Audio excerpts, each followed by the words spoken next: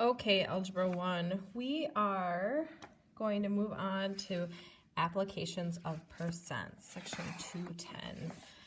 So there are so many different ways you can use percents. These are just a few examples. One of the first ways that we're going to use it is with commission.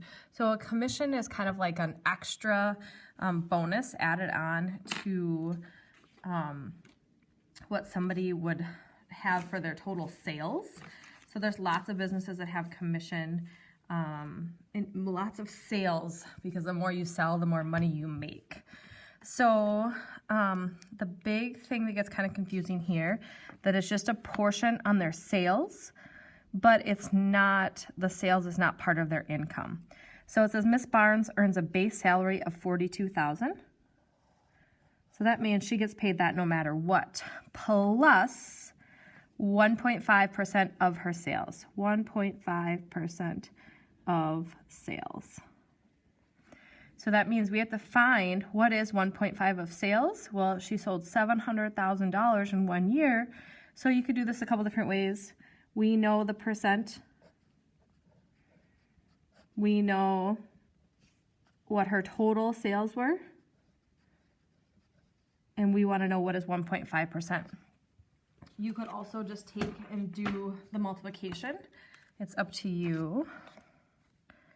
I could do it either way. 1.5 times 700,000. Make sure I put in enough zeros, divided by 100.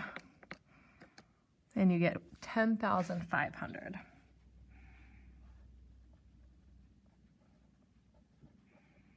So this number is just her commission. Okay, but it wants to know her total pay. Well, she gets $42,000 plus commission. So total, she would have $52,500.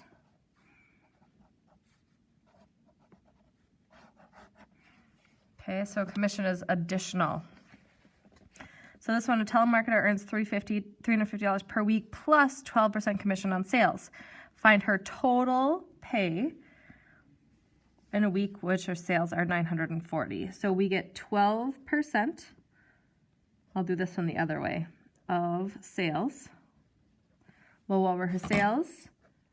12% of means multiplication of 940. And then just make sure you do 0.10 when you actually do the math multiplication there. So 0.10 times 940, and I get $112.80. So that is the commission. Okay, so they want to know her total pay. Well, she gets $350 per week plus the $112.80 of commission. And so her total pay would be $462.80. So that commission added on some extra money there. So, and what commission does, I mean, it encourages you to sell more, because if you get paid more based on how much you sell, there's definitely some incentive there. So the next we're going to talk about simple interest. So this is kind of like a basic understanding of how interest, like on a bank account or a loan, would calculate. Now those types of things are, they use compound interest, but this is a general idea. So I'm going to tell you what each of these letters mean. I is interest. P is principal.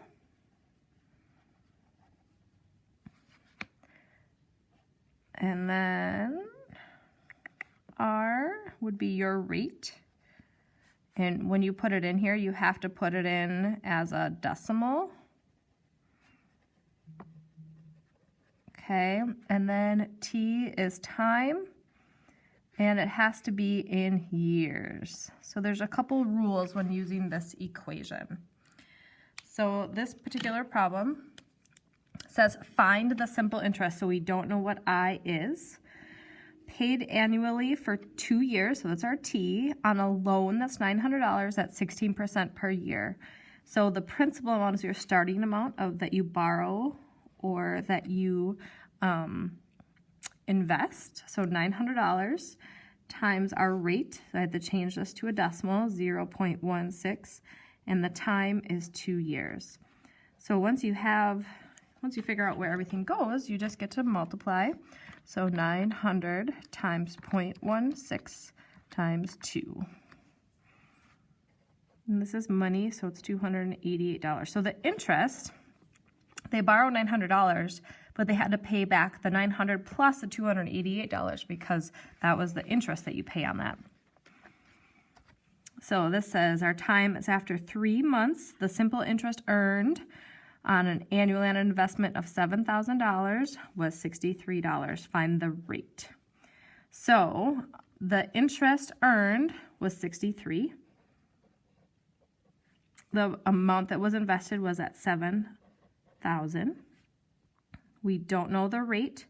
The time was 3 months though. So if you have part of a year, you have to take the number of months and put it over 12. Okay, so the cool thing on this is that when we're gonna solve for R, we can simplify this first. So I can take 7,000 times 3/12, and you guys might have figured out that that's already 1/4, 7,000 times 3/12, and I get 1750 times R. And then you guys know how to solve equations, so we'll divide both sides by 1750. So 63 divided by 1750. And usually the rates you're gonna get small numbers, 0.036. But remember, we need to express our rate as a percent. So I'm gonna move this over 2 places. So it's 3.6%. Okay. Last example here, it says find the simple interest rate. So again, we're looking for the rate after 2 years on an investment of $3,000 at 4.5%. Oh, so it must not be interest rate. Must be interest. Interest equals, and the investment was $3,000. The rate was 0.045, and the time was 2 years. Okay, so I just get to multiply times 0.045 times 2, and our answer is $270.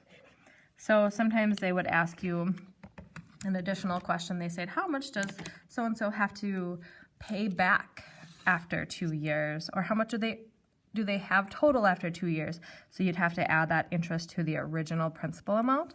So just be careful and listen to how those questions ask. The only other types of questions that they have on here are tips.